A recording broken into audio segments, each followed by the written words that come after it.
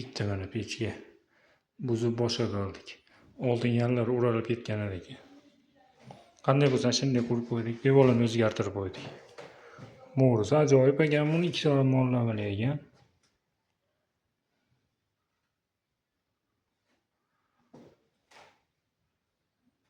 Oldi tarafi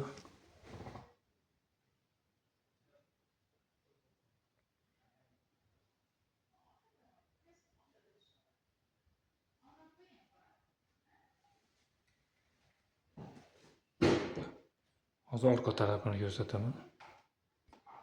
Mana orqa taraf.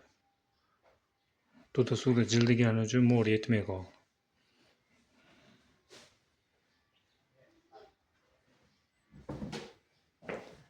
Zo'r isiydi, dahshat isiydi deydi. Yaxshi isigan uchun o'zini qurdirdi.